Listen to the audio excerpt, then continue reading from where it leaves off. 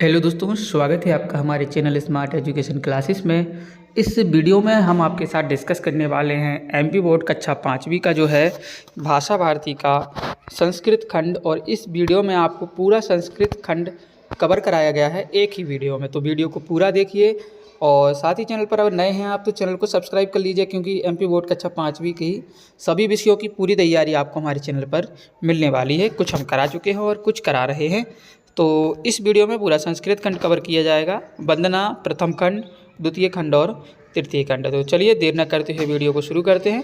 Video को like share अधिक से अधिक संख्या में आप लोग करेंगे। चलिए शुरू करते हैं। चलिए इसके बाद सबसे पहले हमें समझना है वंदना। तो शुरुआत करेंगे, लाइक करिएगा वीडियो को। लंबोदर नमस्तुभ्यं सततं मोदक प्रिय निर्विघ्नं कुर्म देवो सर्वकार्येषु सर्वदा। तो देखिए यहाँ पर शब्दार्थ भी दिए गए हैं कि लंबोदर का अर्थ होता है लंबे पेट वाले, तुभ्यम यानी कि तुमको, सततम निरंतर, मोदक प्रिय यानी कि लड्डू पसंद करने वाले, कुरु यानी करो, और मैं मुझे या मुझको। तो लंबोदर नमुस्तुभ्यम सतत मोदक प्रिय, भोजन में निरंतर लड्डू पसंद करने वाले एवं लंबे पेट वाले श्री गणेश जी, आपको मेरा नमस्कार। हे देव, आप मेरे समस्त कार्यों में विघ्न बाधाओं को सदैव दूर करें, सर्व कार्येषु सर्वदा। ठीक है, आगे है सरस्वती महाभागे विद्ये कमललोचने विद्यारूपे विशालाक्षी विद्यादेही नमोस्ते ते। चलिए तो इसका अर्थ क्या हुआ कि महाभाग्यवती कौन? महाभाग्यवती सर्वज्ञानी, कमल के समान नेत्रों वाली, कमल लोचने, लोचन अर्थ होता है नयन, तो कमल के समान नेत्रों वाली और विद्या के स्वरूप वाली, विद्या रूपे, विशाल नेत्रों वाली, विशालाक्षी, विद्या देही नमस्तुते दे, विद्या प्रदान करने वाली हे देवी सरस्वती, आपको मेरा नमस्कार, नमस्तुते। आगे है ध्यान मूलम गुरुर्मूर्ति, पूजा मूलम गुरु पदम, मंत्र मूलम गुरु वाक्यम, मोक्ष मूलम गुरु कृपा। इसका अर्थ देखिए, ध्यान मूलम यानी कि ध्यान का केंद्र, पदम चरण, और मोक्ष मूलम मुक्ति का आधार। तो ध्यान का आधार, जो आधार का अर्थ होता है केंद्र, गुरु की मूर्ति होती है। क्या होती है? गुरु की मूर्ति होती है। और पूजा मूलम गुरु पदम, पूजा का आधार केंद्र जो होते हैं वो क्या होते हैं? गुरु के चरण होते हैं। और मंत्र मूलम गुरु वाक्यम, मंत्र क्या होते हैं? गुरु के जो प्रवचन या वाक्य होते हैं वो मंत्र होते हैं। मुक्ति का आधार क्या होता है? गुरु की कृपा होती है। तो ये तीनों जो है श्लोक हमने आपको शब्दशः अर्थ बता दिए हैं। हमें लगता है आपको समझ जरूर आएंगे। अब वीडियो को लाइक करिए। इसके बाद मैं शुरू करूँगा आपका प्रथम खंडा चित्र कथा। बहुत से आसान ही प्रश्न आपकी जो है आते हैं आपके परीक्षाओं में। चलिए शुरू करते हैं। जैसे ये चित्र देख रहे हैं तो क्या है? एक कहा काका, एक कौआ है। काका श्याम वर्णा, कौआ कैसा है? काले रंग का है। इसके बाद अगले चित्र में एक हंसा, एक हंस है, हंस श्वेत वर्णा, हंस सफ़ेद रंग का है।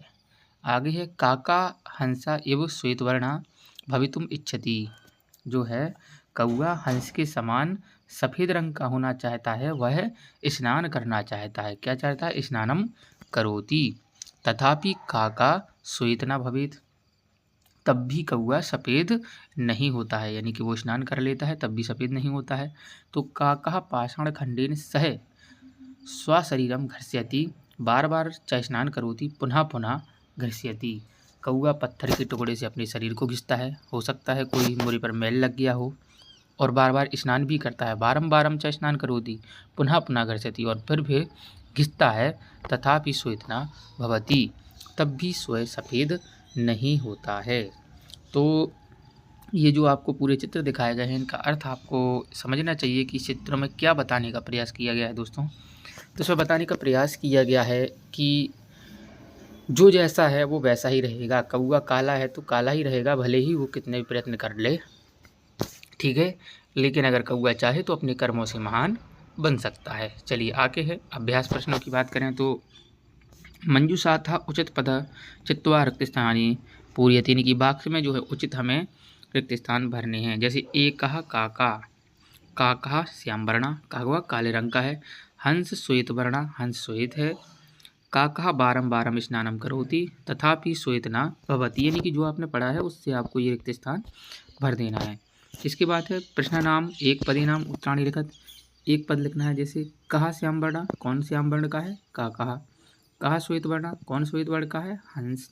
कहा स्नानम करोति, का कहा स्नानम करोति, और का श्वेत न भवति तो का कहा श्वेत न भवति। इसके बाद है जैसे एक कौआ होता है तो क्या कहते हैं, का कहा, क्या कहते हैं, का कहा। और बहुत सारे कौए होंगे तो का कहा। एक हंस के लिए हंसहा, और बहुत सारे हंसों के लिए हंसहा। ठीक है। इसके बाद हम चलेंगे पुल्लिंग। पुल्लिंग शब्द जो होते हैं यानी कि पुरुष, पुरुषवाचक शब्द। कैसे, पुरुषवाचक। जैसे अर्चिकहा, अर्चिकहा का अर्थ होता है आपका क्या, जो गुरु होते हैं, आचार्य होते हैं। तो एक आचार्य के लिए अर्चिका और दूसरे के लिए क्या करते हैं हम, अर्चिकहा, यानी कि जो बाद में का है उसमें बड़ा की मात्रा लगा देते हैं, आहा बरोबर रहता है। इसी प्रकार से चस्का, चस्का का अर्थ होता है गिलास, और जब इसका बहुवचन बनाते हैं तो क्या होता है, चस्कहा। छात्रः, छात्रः। बानरः, बानरः। हंसः, हंसः। आपको एक बार ध्यान रखना है कि कैसे लिखा जाता है। एक हंस के लिए हंसः लिखेंगे और बहुवचन वाले के लिए हंसः का प्रयोग हम करते हैं। ठीक है। इसके बाद कुछ अभ्यास प्रश्नों। हिंदी शब्दानां संस्कृत भाषायां मौखिकम उच्चारणं कुरुत। इनका मौखिक उच्चारण जैसे अर्चक, अर्चिकः, चषक, चषकः, छात्र, छात्रः, बानर, बानरः, हंस, हंसः। ठीक है।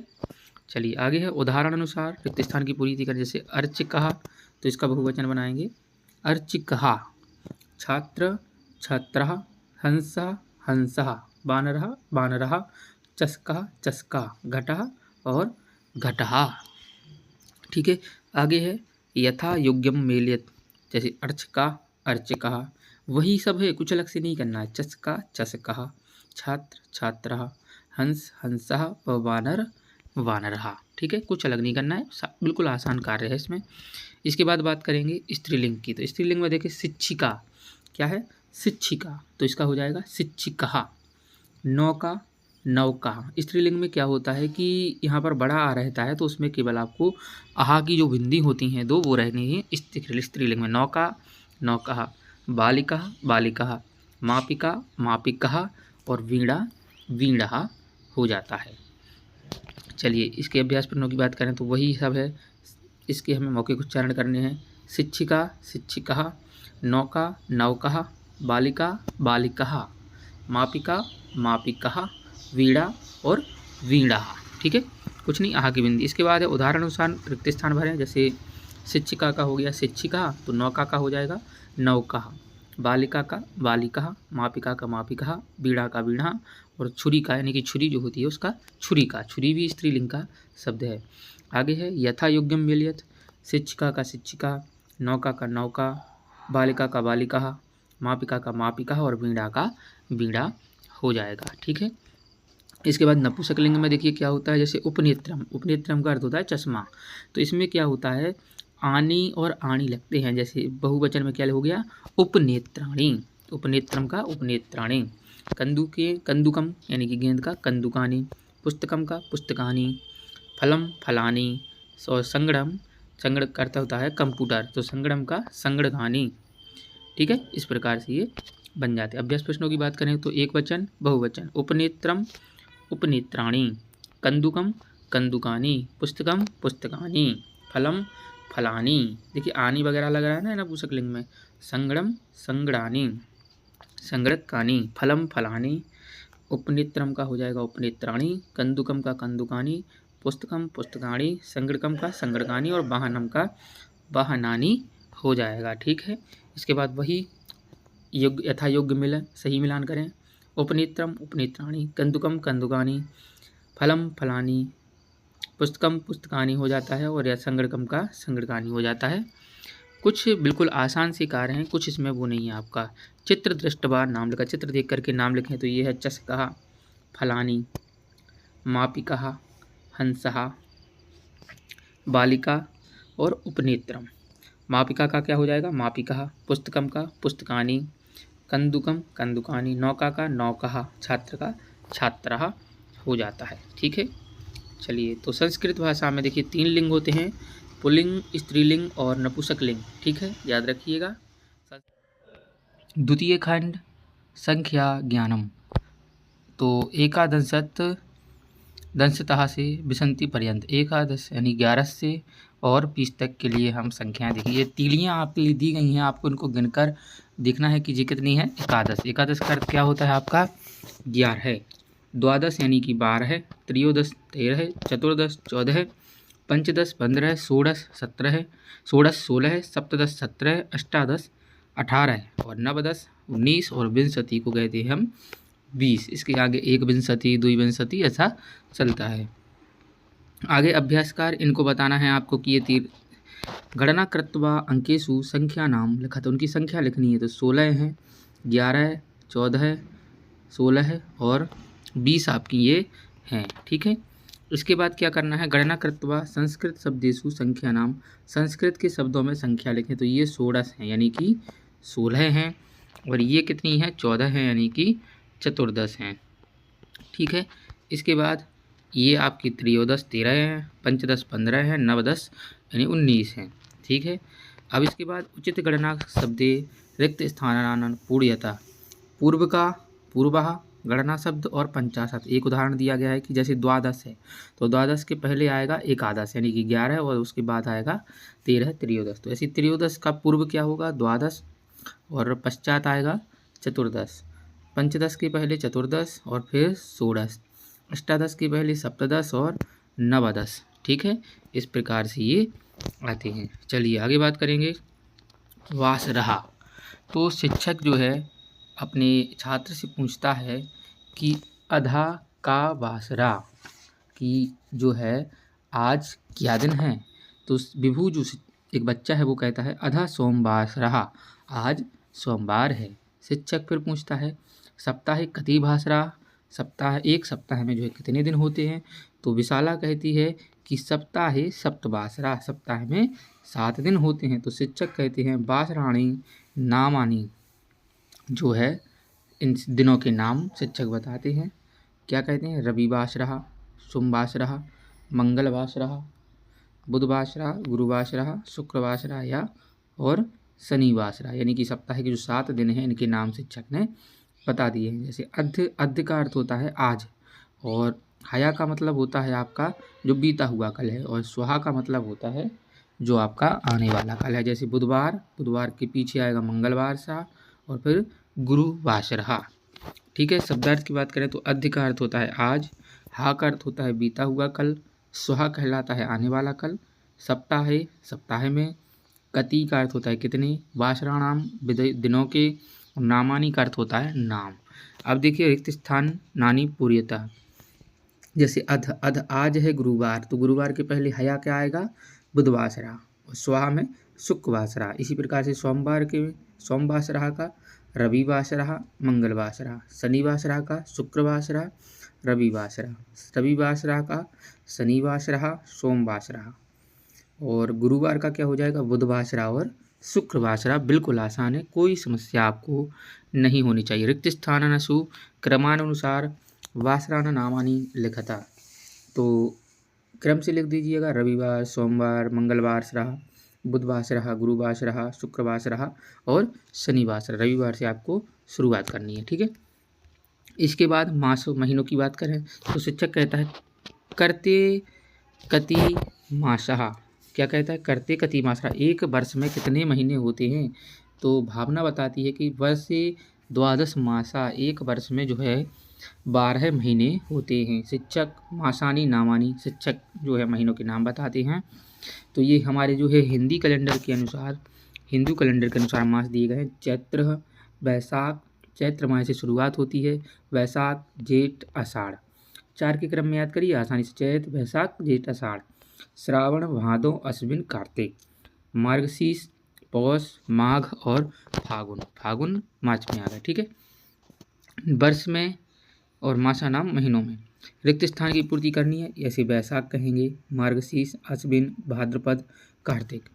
इसके बाद उदाहरणानुसार रिक्त स्थान पूर्यत, उदाहरण के अनुसार रिक्त स्थानों की, जैसे पूर्व मासः जो पहले का माह है, वर्तमान मास जो भी चल रहा है, और आगामी मास जो आने वाला है, जैसे वैशाख, वैशाख के पहले क्या आता है चैत, और उसके बाद ज्येष्ठ। ऐसे श्रावण के पहले क्या आता है आषाढ़, और उसके बाद भाद्रपद।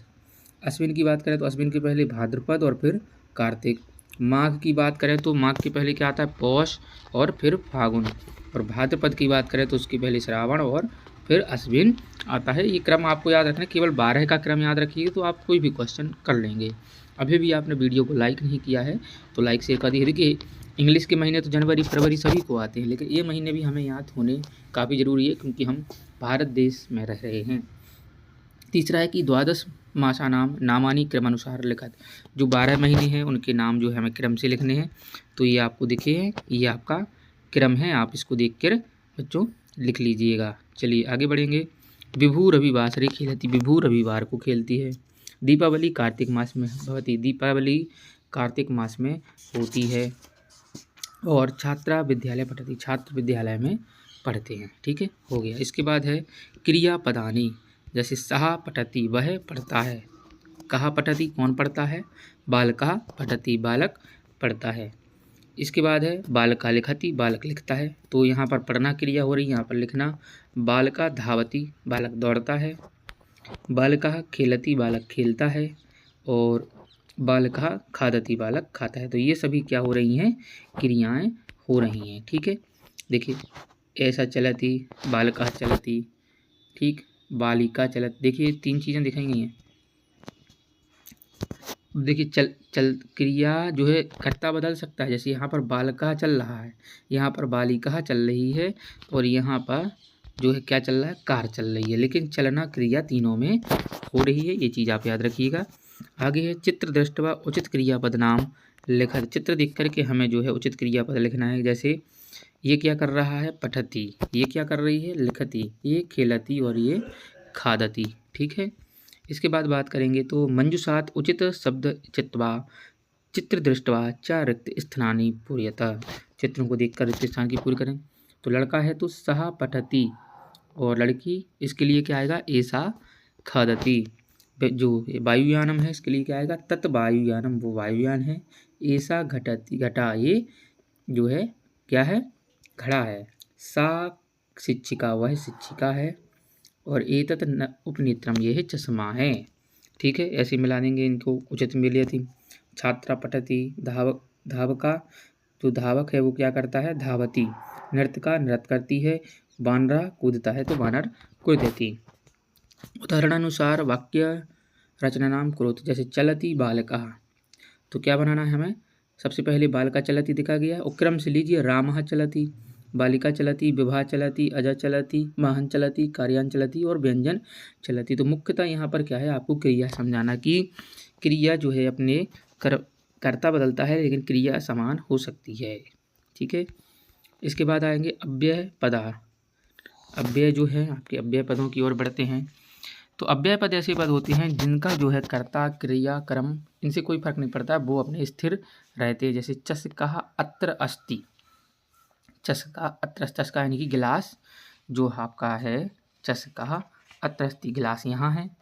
इसी प्रकार से वृक्षा तत्र अस्ति, वृक्ष वहाँ है। देखिए तो लेकिन क्या यहाँ पर पहले अत्र के कर लेते हैं। देखिए लेखनी अत्र अस्ति, कलम यहाँ है। पुस्तक कुत्र अस्ति, पुस्तक कहाँ है। मापिका अस्ति, मापनी यहाँ है। छात्रा कुत्र अस्ति, छात्र कहाँ है। तो देखिए कर्ता तो बदल रहे हैं लेकिन जो है हमारे अव्यय पद बिल्कुल एक समान लिखे जा रहे हैं, उन पर उनमें कोई फर्क नहीं पड़ रहा है। जैसे वृक्षा तत्र अस्ति, वृक्ष वहाँ है।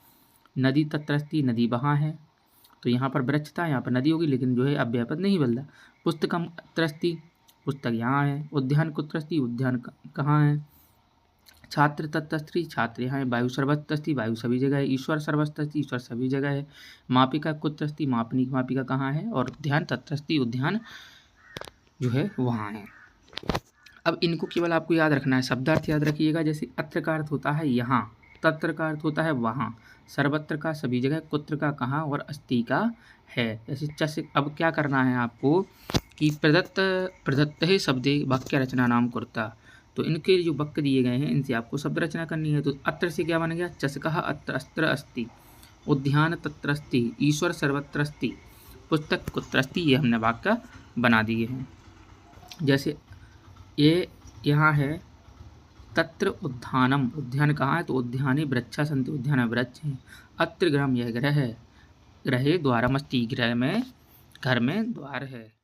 अगर आप चैनल पर हमारे नए हैं, नए मेंबर हैं, तो चैनल को सब्सक्राइब कर लीजिए, बेल आइकन दबा दीजिए और साथ ही वीडियो को लाइक शेयर भी करें अगर आपको वीडियोस अच्छे लगते हैं।